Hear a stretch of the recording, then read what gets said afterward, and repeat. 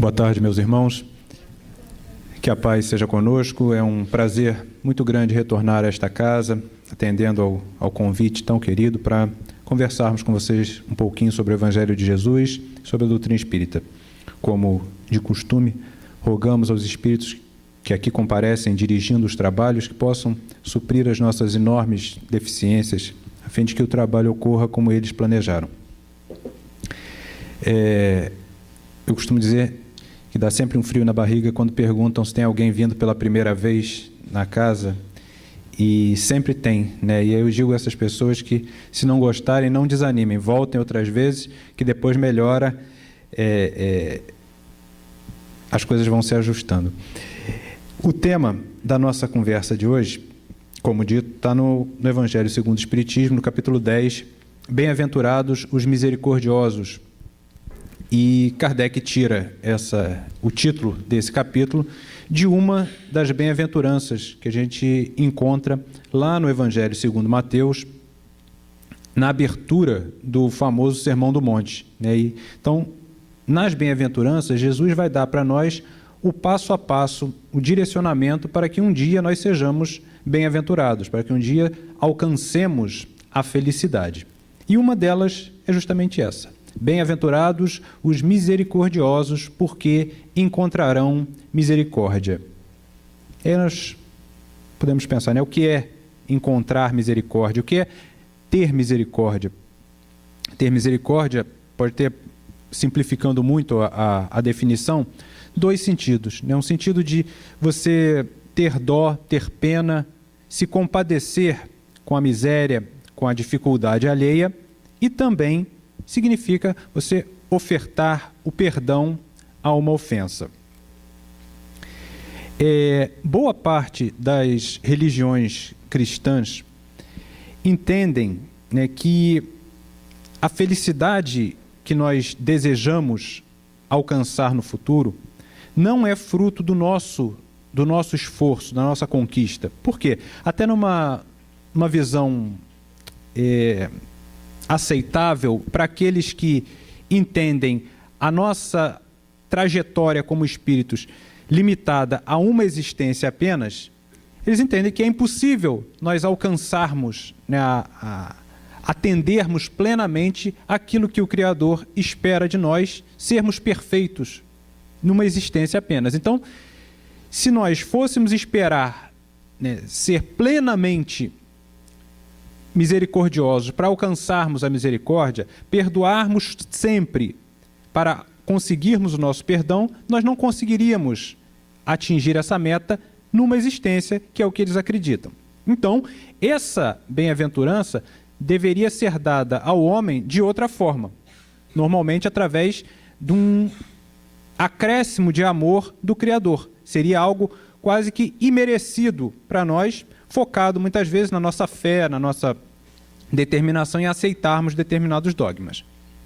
A doutrina espírita, por outro lado, né, nos esclarecendo a respeito das nossas múltiplas existências e de que é através do nosso aprendizado nessas existências que nós conquistaremos um dia a felicidade, vem nos dizendo que nós somos os reais construtores dessa felicidade desejada.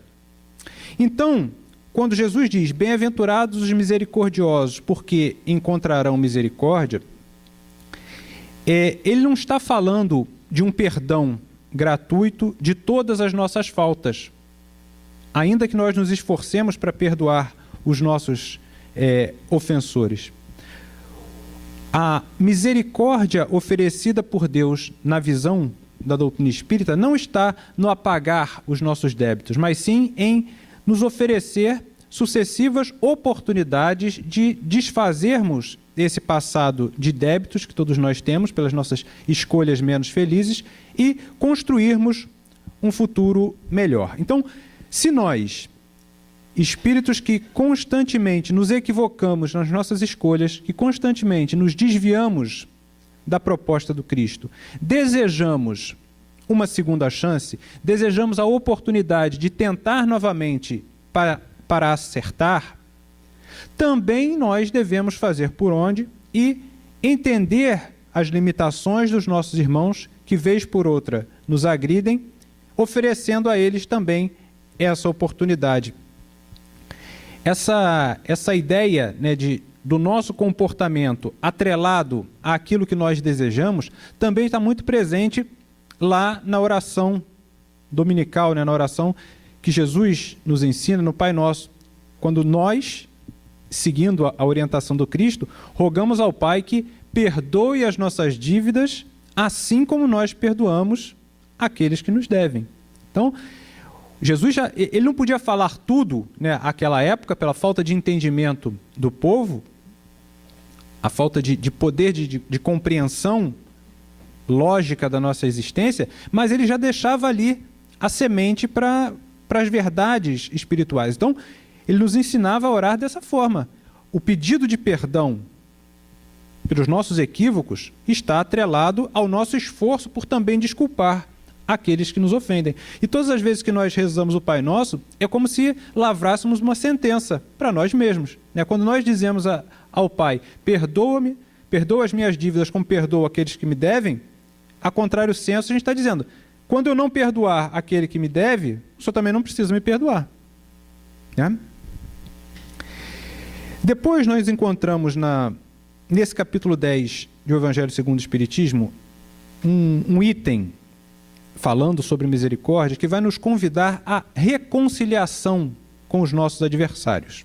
E aí nós precisamos nos lembrar da proposta de Jesus, quando encarnado entre nós, que nos diz que ele não tinha vindo à terra para estar ali no meio dos judeus, o povo que era o mais preparado para receber a sua mensagem de amor, não tinha vindo para destruir a lei até então instituída, notadamente por Moisés, na questão da lei moral, mas sim completar essa lei. E aí nós vamos ver em vários pontos da trajetória de Jesus, momentos em que ele faz questão de destacar a lei mosaica, mas trazendo um outro ponto de vista. E nós sabemos também que, no correr dos séculos, os sacerdotes, os doutores da lei, aqueles que tinham acesso à interpretação da lei moral trazida por Moisés, em muitas vezes acabaram distorcendo essa lei em favor dos seus próprios caprichos, das suas próprias necessidades de ordem material. Então, muito daquilo que Moisés tinha instituído como código de conduta moral foi substituído por uma série de comportamentos exteriores que não demonstravam de verdade uma transformação íntima do indivíduo. Então, Jesus diz, não penseis que vim destruir a lei. Não vim destruir a lei, mas, em algumas traduções, cumpri-la, em outras, completá-la. E aí nós vamos ver vários pontos em que Jesus não rompe totalmente com a lei mosaica, mas vem, de fato, completar essa lei. E um desses pontos está lá no Evangelho segundo Mateus, versículos 23 e seguinte, em que Jesus se vira para os discípulos e diz assim, quando vocês forem levar a oferenda ao altar e se lembrarem que alguém tem alguma coisa contra vocês, deixem de lado a oferenda e vão primeiro buscar a reconciliação com esse adversário. E só então retornem para oferecer, né, o sacrifício. Então, o que Jesus está dizendo? Primeiro, ele faz questão de não ir frontalmente contra ao costume instituído. Ele respeita aquele ritual do povo daquela época.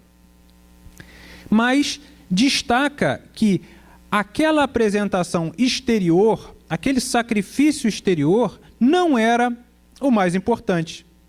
Ele diz, quando vocês forem lá oferecer o sacrifício, que era algo tido como extremamente importante para os judeus, para uma questão de remissão dos pecados, de limpeza interior, e se lembrarem que alguém tem alguma coisa contra vocês, deixem o sacrifício de lado e busquem primeiro a reconciliação.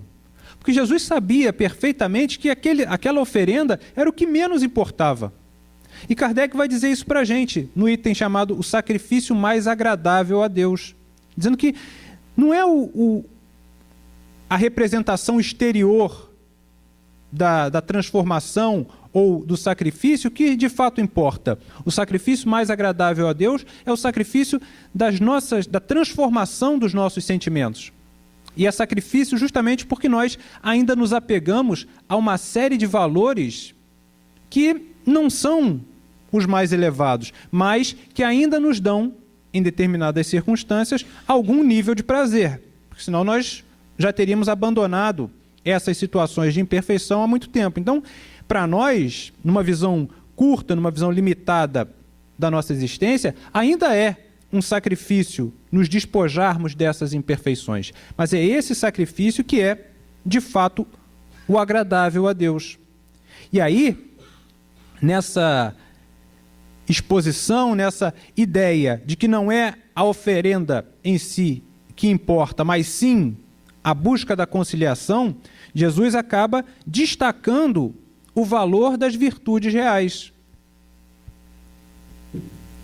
atacando, de certa forma, a moral aparente que muitas vezes os escribas, os fariseus, os doutores da lei faziam questão de apresentar. Não por outra razão, Jesus comparava os fariseus a sepulcros, caiados por fora e cheios de podridão por dentro.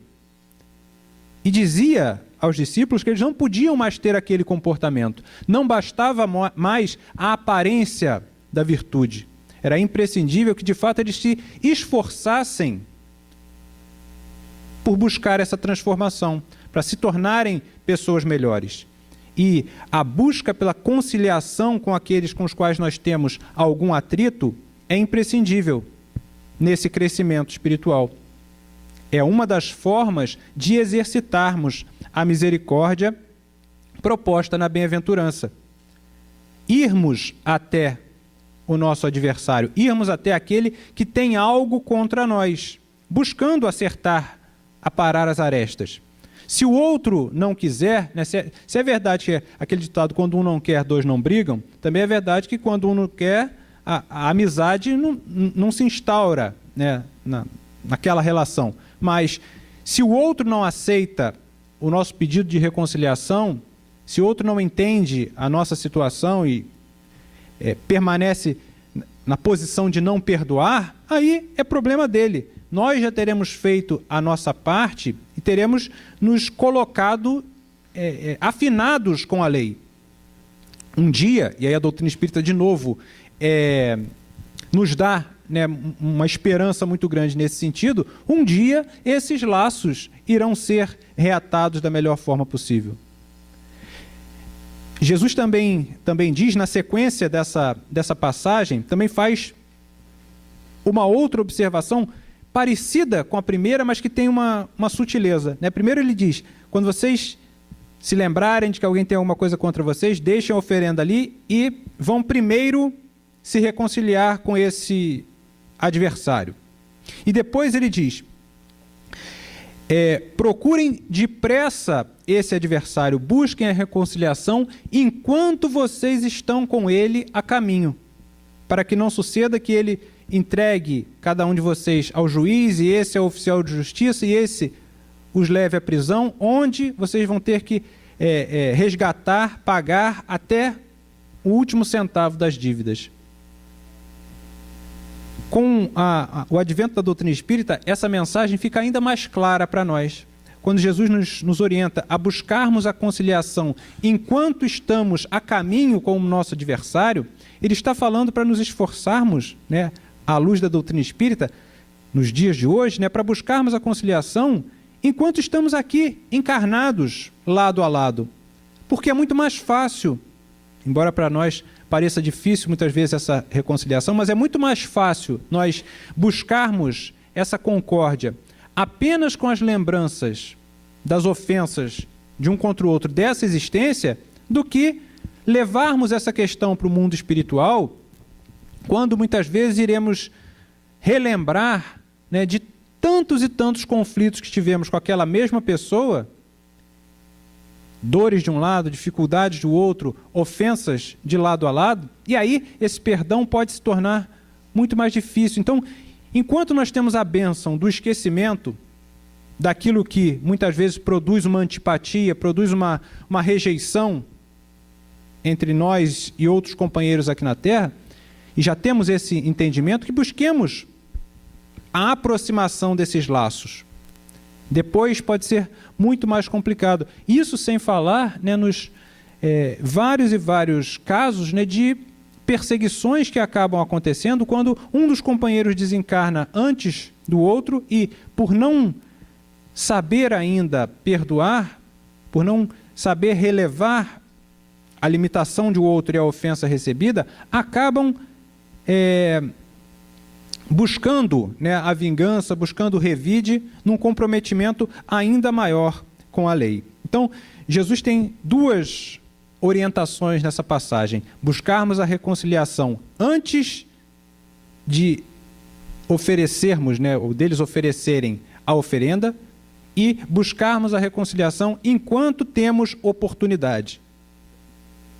E como nós não sabemos, né, o dia em que retornaremos ao mundo espiritual para prestar contas do nosso tempo aqui na Terra, enquanto temos oportunidade, é o mais rápido possível, né, não esperar para deixar para o dia de amanhã esse tipo de comportamento.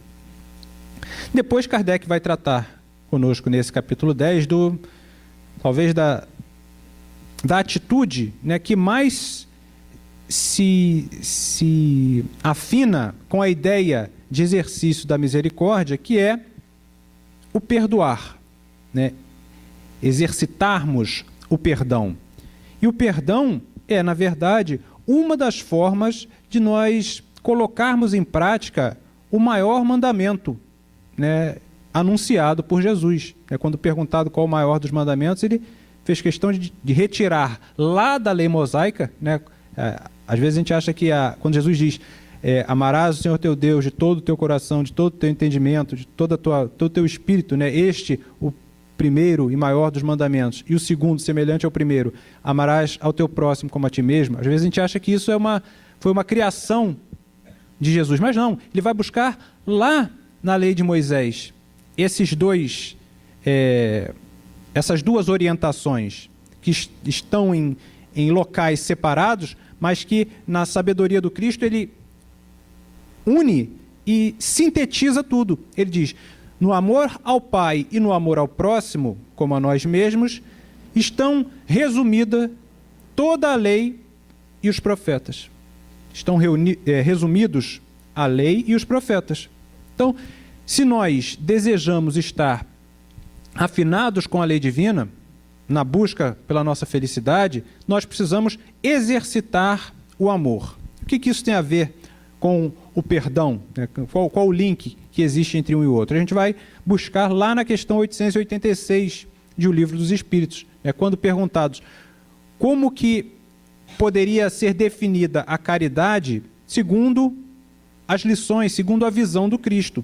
E aí os Espíritos definem a caridade. Quando eles definem a caridade, eles estão definindo justamente o amor posto em ação como a benevolência para com todos, indulgência para com as imperfeições alheias e o perdão das ofensas. Então, o perdão das ofensas, ele é uma das expressões do amor proposto pelo Cristo.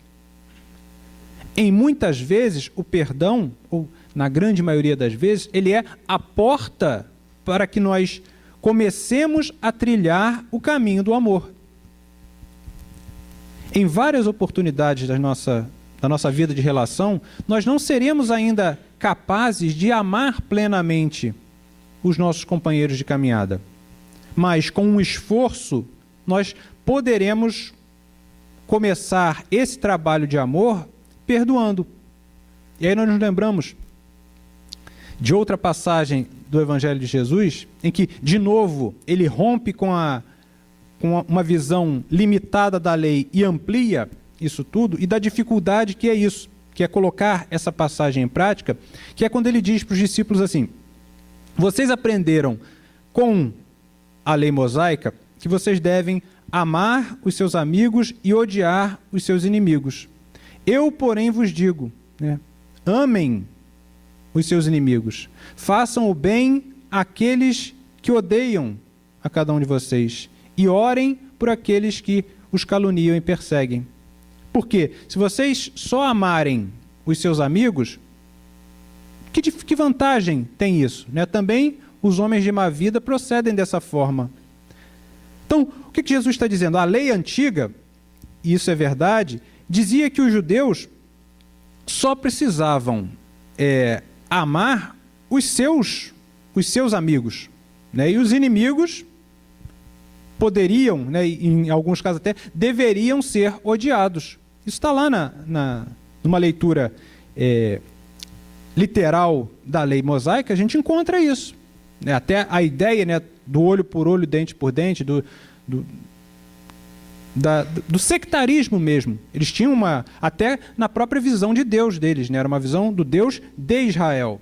Um Deus que servia para conduzir aquele povo numa vitória sobre os outros. Então, eles tinham essa ideia limitada. E Jesus vem romper com esse entendimento. Dizendo, vocês aprenderam que vocês só precisam amar os seus amigos e odiar os seus inimigos. Eu, porém, vos digo. E aí a dificuldade da proposta do Cristo. Amar os inimigos, fazer o bem àqueles que nos odeiam e orar por aqueles que nos caluniam e perseguem.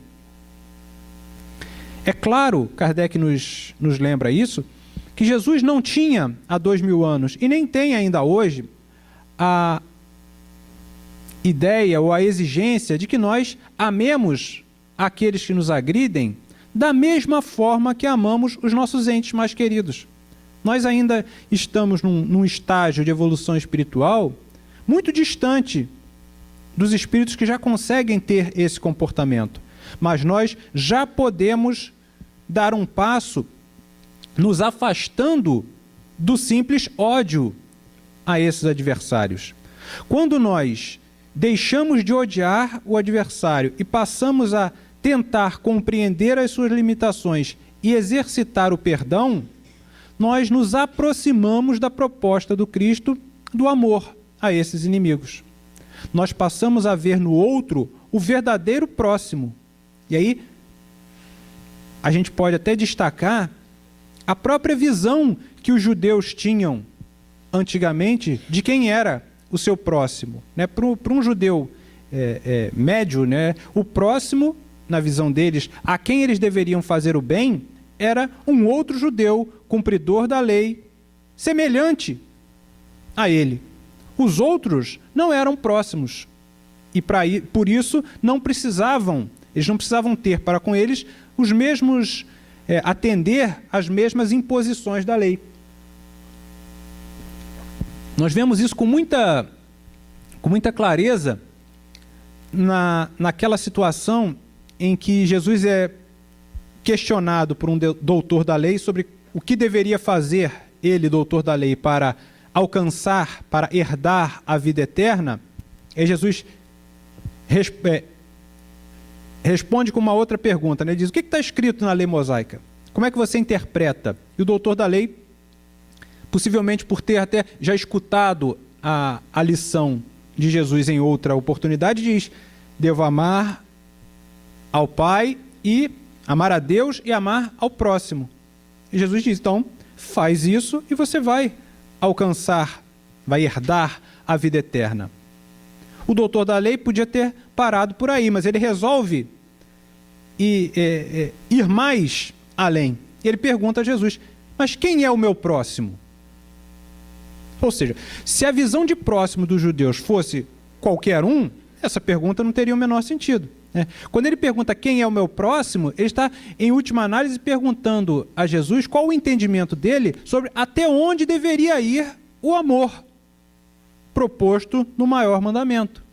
E aí Jesus traz a famosa parábola do bom samaritano, que não é o objeto da nossa conversa de hoje, mas só lembrando, é aquela história em que um homem é atacado por bandidos numa estrada de Jerusalém para Jericó e deixado ali à margem da estrada para morrer. Aí passa por ele um sacerdote, olha e continua a viagem. Passa um levita, que era alguém pertencente, né, à tribo de Levi, que era a tribo responsável pela religião, né, pelo controle das situações religiosas, era alguém próximo ao entendimento da lei, que sabia o que devia fazer, olha aquele homem ali caído e continua o seu caminho. E passa depois um samaritano, que era alguém desprezado completamente pelos judeus, odiado até mesmo pelas suas convicções religiosas. E esse samaritano se compadece da situação daquele homem caído, trata dele, o leva até uma estalagem, cuida dele na estalagem, deixa o dinheiro para que ele fique ali durante um tempo se recuperando, e diz ao estalajadeiro que se ele precisasse ficar mais tempo, quando ele retornasse, ele pagaria o que tivesse faltando. Essa parábola tem... E aí ele pergunta pro doutor da lei, para aquele que estava necessitado, quem foi o próximo? E o doutor da lei responde, aquele que teve misericórdia para com ele. E Jesus encerra, então vá e faz o mesmo. Então, essa parábola é muito rica, né? Daria para nós discutirmos ela numa palestra só falando sobre a parábola do bom samaritano. Mas o que a gente quer destacar aqui é essa questão do próximo. Como é que eles viam alguém para com o qual eles tinham a obrigação de exercitar o amor, e como que Jesus amplia isso. Amplia se utilizando de exemplos marcantes, colocando um necessitado, fazendo passar por ali duas pessoas que eram, em tese, tidas como virtuosas e cumpridoras da lei mosaica, entendidos da lei, né, um sacerdote e um levita, um doutor da lei, que não enxergam naquela figura um próximo e continuam. E aí passa a pior das pessoas, talvez aos olhos dos judeus, um samaritano, e esse exercita o amor. Esse se coloca em sintonia com a lei de Deus. Isso é tão chocante, às vezes a gente não percebe como é que Jesus, de fato, fazia questão, né, de cutucar, às vezes, realmente a onça com a vara curta. Né? Ele fazia questão de deixar ali registrado exemplos que chocassem a audiência. E certamente ele colocar o samaritano como o herói da história despertou naquelas pessoas um sentimento, né, em alguns de reflexão e em outros de fúria, muito provavelmente. Tanto é que o doutor da lei, ele se recusa até a dizer que quem agiu de acordo com o esperado foi o samaritano. Né? Quando Jesus pergunta para ele, qual dos três foi o próximo daquele que precisava, ele não responde o samaritano, ele diz, aquele que teve misericórdia para com eles. Então, Jesus alarga essa visão do próximo, né? E ele até inverte a questão, né? Porque a pergunta do samaritano é, a quem que eu devo ajudar? Quem é o meu próximo? E Jesus faz com que ele observe quem foi o próximo do necessitado. Quem foi o próximo daquele que estava precisando, deixando para ele e para nós a ideia de que nós precisamos nos aproximar desses que precisam. Né? E isso vale tanto para o auxílio de ordem material, né? No exemplo ele precisava do tratamento, da acolhida, quanto para o exercício do amor através do perdão. Depois, o capítulo é bem extenso, né? Tem vários subitens. Depois Kardec traz um item chamado não julgueis para não ser de julgados, que é também uma das máximas de Jesus, que ela é quase que o outro polo do bem-aventurados misericordiosos. Né? Se nós devemos perdoar para sermos perdoados, né? Logicamente nós não podemos julgar e condenar porque não gostaríamos de estar nessa situação. E aí ele traz uma outra passagem muito marcante no Evangelho de Jesus, que está lá no Evangelho segundo João, no capítulo 8, que é a passagem da mulher adúltera. Essa passagem ela é até discutida, né, foi discutida no correr dos séculos, né, pelos estudiosos dos evangelhos, porque ela não se encontra em todas as cópias antigas do Novo Testamento. Há algumas cópias do Evangelho segundo João onde ela não está, e outras em que ela está. Então, se discutiu até a autenticidade dela. Mas um estudioso chamado Kenneth Bailey, que estudou profundamente, né, a cultura do Oriente Médio, e nos ensina que, na verdade, ou essa passagem foi uma passagem de entendimento primeiro oral e que depois foi acrescido, né, ao Evangelho segundo João. Alguns entendem que ela é ficção meramente e outros entendem que talvez ela tenha sido retirada de cópias mais antigas justamente para atender, né, aos anseios e aos valores de pessoas que não queriam, muitas vezes, que as cópias que eles recebessem dos evangelhos tivessem, né, essa visão que Jesus traz, né, colocando, né, a mulher que está no foco e como é que ele entende, né, essa relação do julgamento. É porque ele nos ensina que os evangelhos antigamente não era como hoje, né, que a gente vai numa banca e adquire uma cópia, né? Eram os copistas que faziam isso, recebiam um original e a partir dali transcreviam. Então poderia ser razoável que alguém lá dos primeiros tempos, conhecendo a história toda, até chegasse para o copista e dissesse: não, você me dá a cópia desse manuscrito, mas não coloca essa parte não, porque ela é incômoda para mim. E a gente vai ver hoje por que ela era tão incômoda para os judeus daquela época. Qual é a situação? A história ela se inicia no capítulo anterior, no capítulo 7 do Evangelho segundo João, em que é dito para nós que Jesus estava em Jerusalém à época de uma festividade, né, muito importante para os judeus, a chamada Festa dos Tabernáculos. E no último dia dessa festa, Jesus prega de forma incisiva e desagrada aos fariseus, desagrada aos doutores da lei, como era normal. Mas eles desejaram prender o Cristo, mas não conseguiram, porque o povo, né, estava ali meio que protegendo a figura de Jesus. Eles então decidem arquitetar uma forma de desmoralizar o Cristo publicamente. No dia seguinte, Jesus estava ensinando no templo de Jerusalém e esses fariseus levam até Jesus uma mulher e a colocam na frente do mestre com a seguinte história. Eles dizem a Jesus: mestre, essa mulher foi surpreendida, foi flagrada em adultério. A lei mosaica manda que ela seja apedrejada. O que o senhor diz a respeito? Jesus, então, se abaixa e começa a escrever no chão, escrever na areia, né? E os fariseus insistem na pergunta sobre qual era a posição dele a respeito daquela mulher.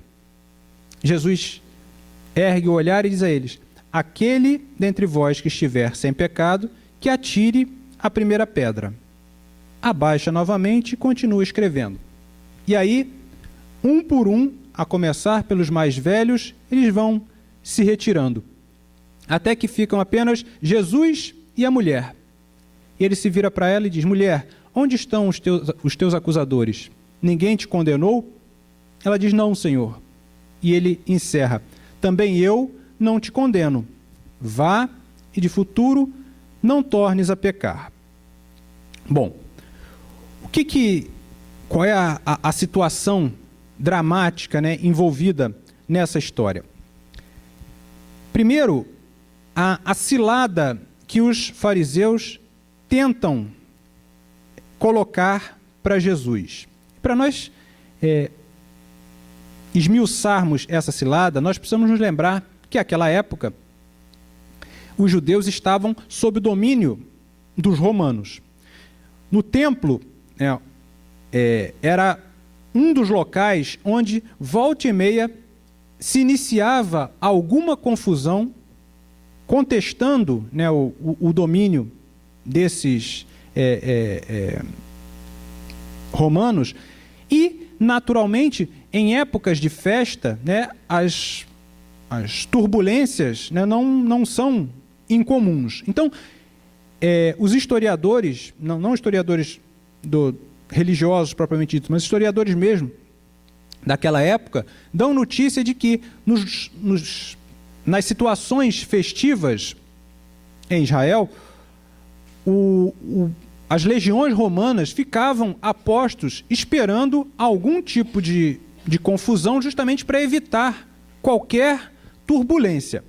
E o templo, propriamente dito, tinha posições onde esses legionários ficavam estrategicamente alojados para observar o que se passava ali. Então, Jesus não estava, quando a mulher é colocada à sua frente, sendo observado apenas pelo grande número de pessoas que o escutavam, mas também sendo observado por esses soldados romanos. Qual era a cilada proposta por eles? Essa cilada tinha dois aspectos. Quando eles colocam a mulher à frente de Jesus e dizendo, a lei de Moisés diz que ela, por ter sido surpreendida em adultério, deve ser apedrejada, e aí tem até uma nuance, né, que deveria, né, poderia ser destacada, né? Se ela foi surpreendida em adultério, naturalmente o cúmplice dela foi identificado, né? Se eles queriam tanto que a justiça, que a lei fosse cumprida, por que não foram ambos levados à presença de Jesus para que ele desse o seu parecer? Mas não, foi apenas a mulher. A lei mosaica diz que ela deve ser apedrejada. E o Senhor, o que diz a respeito? Bom, Jesus tinha duas opções aos olhos dele. Ou dizia que, de fato, a lei mosaica deve ser aplicada e ela deveria ser apedrejada, ou dizia, não, a lei mosaica não deve ser aplicada e ela deve ser perdoada.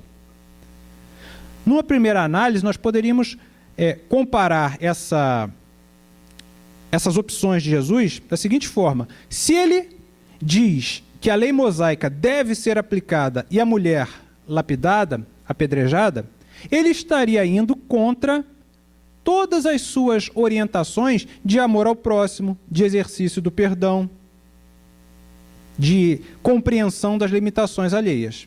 E aí, a sua mensagem sofreria um baque, né? Ele prega uma coisa numa hora e depois volta atrás.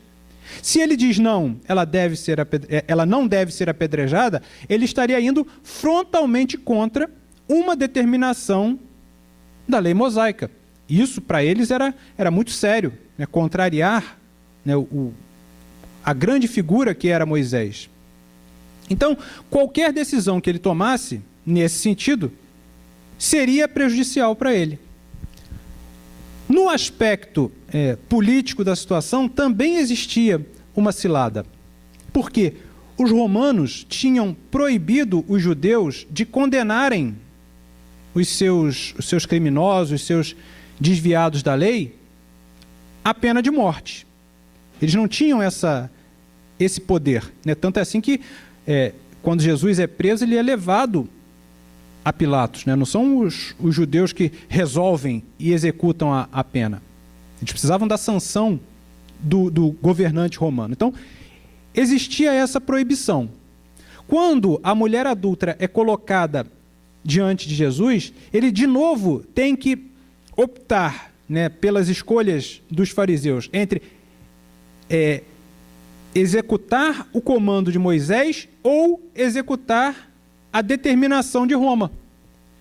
Se ele diz, a mulher deve ser condenada, certamente a turba, né, iria começar a lapidação e aqueles soldados que estavam ali em volta iriam procurar quem foi que deu essa ideia, né? Quem foi que disse que era para fazer isso. E Jesus seria preso. Se ele dissesse, não é bem assim, a lei mosaica está em vigor, mas nós estamos, né, submetidos ao controle de Roma, então vamos esperar mais um pouco, vamos obedecer ao que eles estão dizendo, certamente, né, aos olhos daquela cultura, ele ia passar como covarde, com alguém que se rendeu, né, àquele que o estava dominando. Então, qualquer das opções de Jesus o colocaria numa situação extremamente delicada, quer frente à moral que ele pregava, quer frente à situação política que o envolvia. E aí, qual o comportamento de Jesus? Ele começa a escrever na areia. Alguns, é engraçado com o que nós, no correr do tempo, né, nos preocupamos, né? Muitos estudiosos refletiram sobre o que Jesus estaria escrevendo ali na areia. O Kenneth Bailey diz que ele tem quase certeza que Jesus estaria escrevendo ali apedrejamento, morte, condenação. Por quê?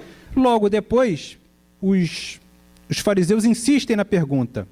E Jesus diz, aquele que dentre vós estiver sem pecado, atire a primeira pedra. Ou seja, ele concorda com a aplicação da lei mosaica, mas com uma condição. Para você executar, você precisa olhar para dentro de si mesmo e ver se você está sem pecado. E aí ele, de forma muito precisa, ele inverte a cilada para os fariseus e os coloca numa posição, né, de dificuldade. Porque, de novo, sobre dois aspectos.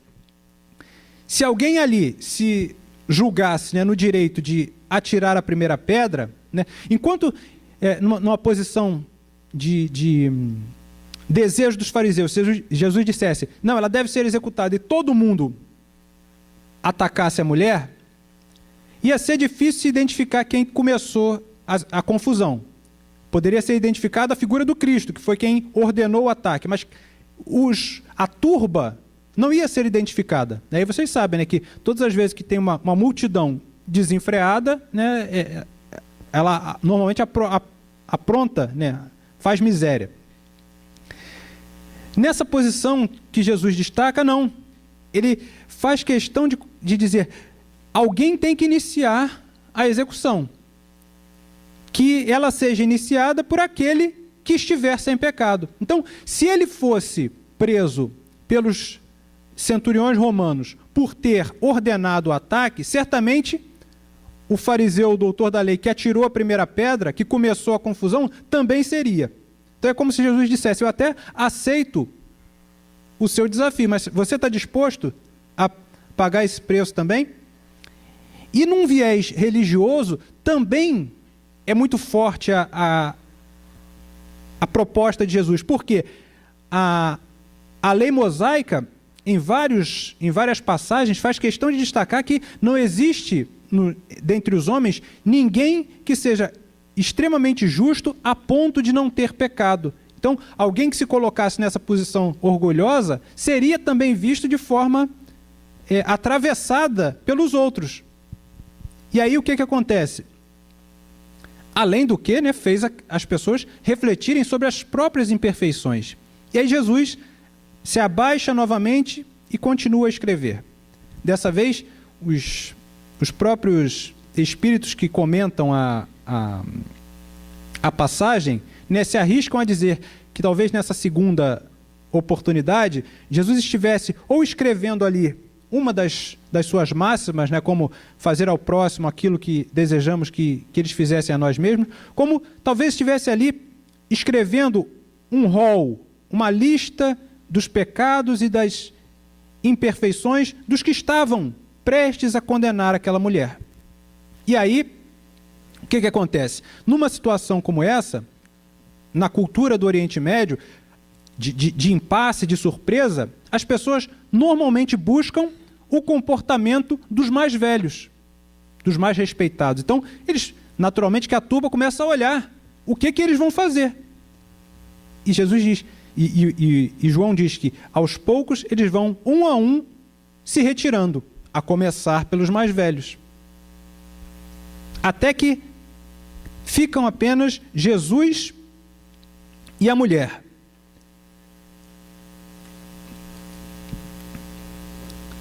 E aí ele se vira para ela e diz, né? Onde estão os teus acusadores? Ninguém te condenou? Ela diz, não. E Jesus responde, também eu não te condeno. Vá e no futuro não tornes a pecar. Jesus era o único naquela assembleia toda que não tinha a mácula, né, do pecado. Ele era o único espírito puro naquela situação. O único que podia, segundo a lei mosaica, executar a condenação. Mas ele também não condena. E não condena a nenhum de nós. Ele tem estudos, né, do Evangelho dizendo que isso não quer dizer que o Evangelho do Cristo é condescendente com o erro, nem que apoia o erro. Muito pelo contrário, né? Nós devemos sim buscar a correção das nossas faltas, não devemos ser... não devemos nos afinar com os equívocos, nem deixar de identificar esses equívocos, mas nós temos que estar constantemente prontos para desculpar o ofensor, para entender que também ele tem as suas limitações. E é isso que Jesus deixa muito claro para aquela mulher. Mas faz questão de destacar que é imprescindível uma mudança de comportamento nas suas atitudes. Ele diz, também eu não te condeno, mas vá e não tornes a pecar. Vá e mude o seu comportamento. Então, essa ideia, né, lavrada pelo Cristo da não condenação também é algo que deveria fazer parte das nossas existências. Se nós não queremos ser condenados, são tantas as oportunidades em que nós nos equivocamos e nos desviamos, que tenhamos também esse comportamento. Tem uma outra passagem, né, muito precisa, né, em que Jesus diz, com a mesma medida com que medirdes, vos medirão também a vós. Com o mesmo rigor que nós condenarmos os desvios dos nossos irmãos, nós mesmos, quando retornarmos ao mundo espiritual, nos julgaremos. E quantas não são as vezes em que nós desejamos que as atenuantes sejam muito mais levadas em conta do que as agravantes nas nossas atitudes. Então, que a gente possa também ter esse tipo de comportamento, esse tipo de visão para com esses irmãos. E o último item que nós trouxemos para destacar nesse capítulo é o que Kardec... o item em que Kardec discorre sobre a indulgência. E a indulgência, né, é outra das faces do amor conforme entendia Jesus. De novo, nos socorrendo lá da questão 886, quando eles dizem benevolência, indulgência e perdão das ofensas. Então, sermos indulgentes, e ser indulgente, né, é ser tolerante, é ser clemente para com as imperfeições dos outros, é reconhecermos que o outro também se equivoca. Muitas vezes nós queremos e exigimos dos nossos irmãos a perfeição que nós ainda não adquirimos. E se não adquirimos ainda esse estágio, não é papel nosso exigir do outro. É aí nos socorrendo de novo do exemplo do mestre. Ele, que já tinha atingido um nível máximo, né, de valores morais, não exigia de nós esse tipo de comportamento. Exigia o esforço, né, exigia a disposição de sermos felizes, mas não nos condenava por nós ainda não sermos perfeitos. E muitas vezes nós desviamos, nós nos equivocamos nessas circunstâncias. No livro Grandes e Pequenos Problemas, nós encontramos a seguinte definição: a indulgência é uma dívida de amor que toda criatura humana precisa satisfazer todas as vezes que se encontre diante de irmãos seus que incorram em delito, falta ou defeito. Então vejam como é que ele coloca, né, como uma obrigação nossa mesmo. Sermos indulgentes é uma dívida de amor que nós temos para com o próximo. Por quê? Porque em muitas e muitas ocasiões nós estivemos na outra posição, que devemos satisfazer sempre que encontrarmos irmãos que incorram em delito, falta ou defeito. E aí a gente vê, né, o quanto que estar encarnado na Terra, estar encarnado no Brasil, estar encarnado no estado e na cidade do Rio de Janeiro, nos dá a oportunidade de sermos indulgentes. Outro dia o palestrante falava na nossa casa espírita, assim, a gente costuma pedir a Deus, né, Senhor, me ajude a ser paciente, me ajude a ter a compreensão, a desenvolver a paciência. Quando nós pedimos isso, e nós precisamos pedir isso mesmo, desenvolver essa virtude, qual é a forma, né, que o Criador encontra de nós nos tornarmos pacientes? Não é de uma hora para outra, né, estalar os dedos e fazer com que desça sobre nós a virtude. Não é assim que a doutrina espírita nos ensina, né? As virtudes que nós temos não foram dadas gratuitamente para nós. Foram conquistas de cada um de nós. E aí, como é que nós nos tornamos pacientes? Vivenciando situações em que precisamos exercitar a paciência. Então, já sabemos que se precisamos exercitar determinada virtude, é imprescindível combatermos, né, o vício oposto a essa virtude. Se queremos ser pacientes, precisamos combater a nossa impulsividade, a nossa impaciência. E só vamos fazer isso no contato com situações que nos forcem ao exercício dessa virtude. Então, a gente vê tudo isso para dizer do valor que é estar encarnados numa realidade tão complicada, né? A gente queria, né, eu particularmente queria várias vezes, né, penso, poxa, podia estar encarnado na Suécia, né, na Dinamarca, nos países mais civilizados. Por quê? Não que eles não tenham os problemas deles, têm outros problemas, mas vários dos problemas, né, de civilidade, de corrupção que nós temos aqui a 3x1, eles certamente já superaram. Por que nós não estamos encarnados lá? Porque para alguma coisa, né, essa situação, né, tão complicada deve servir para nós, porque nós ainda estamos ligados de uma maneira ou de outra a essa ambiência, nós ainda precisamos. Não que todos nós estejamos sintonizados com a corrupção ou com a desordem, não, mas nós precisamos aprender alguma coisa com isso. Nós precisamos retirar dessas situações tão dolorosas alguma lição.